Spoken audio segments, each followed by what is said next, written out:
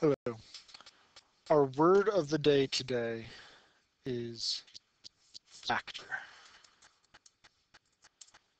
We've already used this word in two different ways, and you may not have even noticed. The first way we think about factor is as an input value for the operation of multiplication. Right? That's usually how we think of a factor. So if we say something like 2 times 3 equals 6, we call these two things factors, and this thing is the product. And that's correct. That's a true meaning of this word factor, the inputs for multiplication. So a factor is a noun. It's a part of speech. It is here. An input value, it's these things are factors. But we also use the word factor as a verb.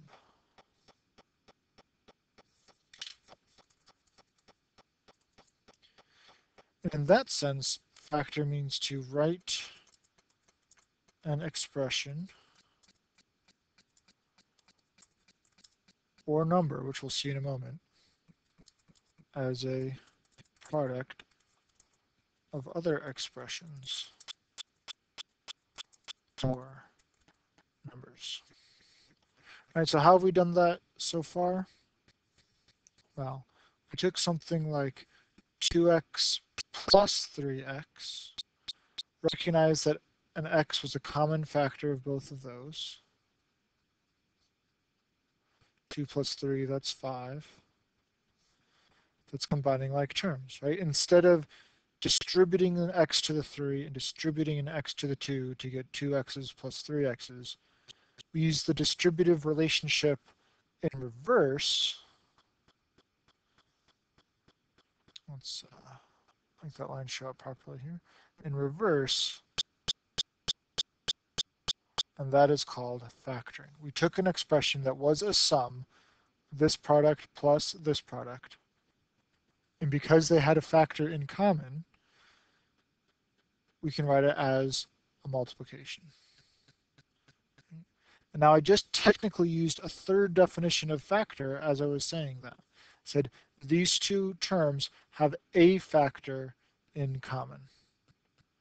Now, we can kind of say that's this first definition an input value for the operation of multiplication. X and 2 are being multiplied. But let's see what that looks like in a new context. When I look at 30 and 40, I can say 30 and 40 have some common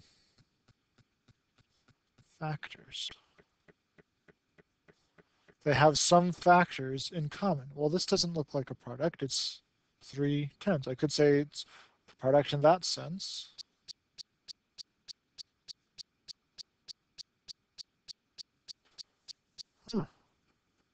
Okay, here's 10 as an input for this multiplication. Here's 10 as an input for this multiplication. So 10 is a factor here. It's a factor here. Well, they have that in common. But it's not always so clear that it's a product. Maybe I have 30 and let's try 8. 8's a single digit number. Doesn't look like a product. I could write it as a product. And I could write this as a product. I don't see anything in common between these two.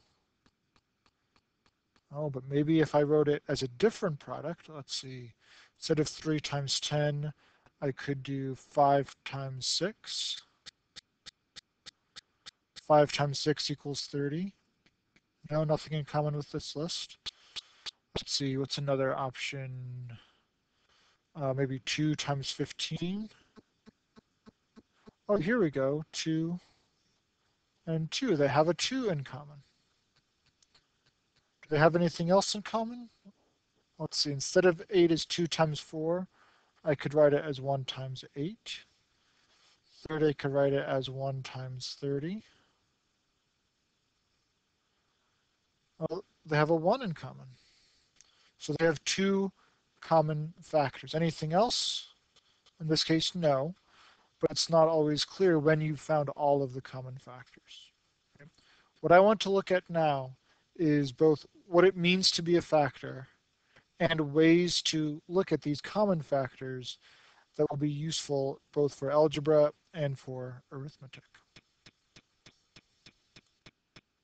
But first we need to explore that third definition of factor.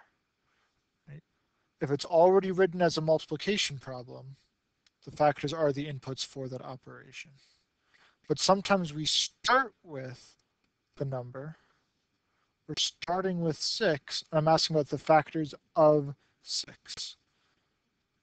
So let's write that here. Make it a little smaller so it squeezes in there. A factor of a number is a whole number that divides evenly into the given number. So I say that again. A factor of a whole number, or of a particular number, of a number, is a whole number that divides evenly into the given number. So if I do, let's pick a new color here. If I do 6 divided by 2, that's going to work out evenly. If I do 6 divided by 3, that's going to work out evenly. If I do 6 divided by 1, that's going to work out evenly. If I do 6 divided by 6, it's going to work out evenly. But if I try to do 6 divided by 4, 4, 8, 12, 16, I'm never going to hit 6. I'm not going to get a whole number over here. If I try to do 6 divided by 5, 5 is less than 6, but once I get a second 5, I've gone past 6. I'm not going to get a whole number. It doesn't divide in evenly where I get all whole numbers. And of course, if I try dividing anything bigger than 6, okay, 12 times 1, that's already bigger than 6. Right? Of course, a factor can't be bigger than a number that we're starting with. That's important to keep in mind as we go further with this. So let's go on to a new page. And let's look at some strategies for factoring. So let's say I have the number 240. Start with something big and interesting. I want to know all the numbers that go evenly into 240. So I can try 240 divided by 1. That works out. 240 divided by 2. Well, half of 24 is 12, so 240 divided by 2, that works out. 240 divided by 3. Let's see, 24 divided by 3 is 8, so 240 divided by 3, that's going to be 80. 240 divided by 4. Well, 4 times 6 is 24, so that's going to be 60. 240 divided by 5. It's a little harder here. Let's see if that works out. 240 divided by 5. 5 goes into 24 4 times. Bring down to 0. 5 goes into 40 8 times. Okay, that's a whole number. So 5 works. 240 divided by 6. Well, 24 was 4 times 6, so 24 is 4 times 6. There's my 40. 240 divided by 7. Okay. 7 doesn't go into 2. 7 goes into 24 3 times. remainder 3, bring down the 0, 7 goes into 30, 4 times, I'm getting a remainder, 34 and 2/7, or you could put the decimal point and keep on going, get the repeating decimal. The point is, it's not going in evenly. So 7 is not a factor of 240. But I can keep going. 240 divided by 8. We said 8 times 3 is 24, so that's 30. 240 divided by 9.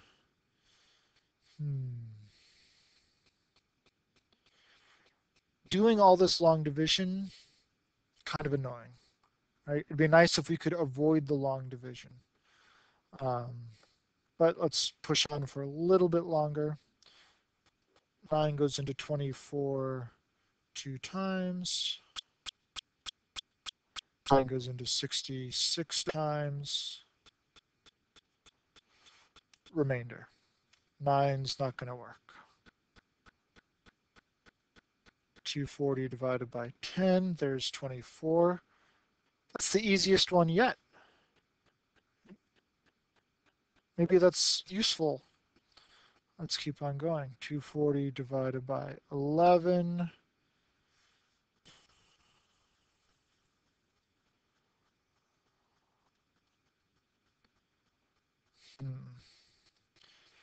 No.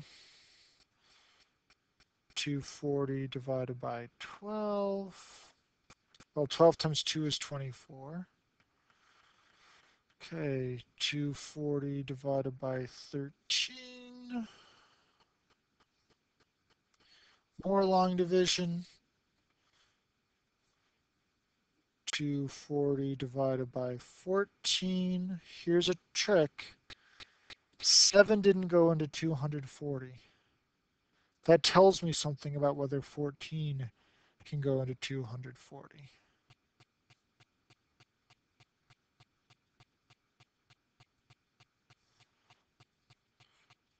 We'll see that in just a moment. 15 goes into 24 just one time. Remainder 9, bring down the 0. 15 goes into 90. Let's see, 15 times 2 is 30. 30 times 3 is 90, so that's got to be 15 times 6. Huh, and what's the next number after 15? 16. Well, if 240 divided by 15 is 16, then 240 divided by 16, it's got to be 15. Okay, that's relevant. Let's see why. All right, we have now found all the factors of 240. But first, this took an awful long time. And 240 is one of the most factorable numbers around that's only 3 digits long. Right? If I tried a different number, like say, I don't know, 241, it might take me a while to figure out the factors. 241 divided by 1, okay, that works. 241 divided by 2, well, it's not an even number because the last digit isn't even, doesn't work.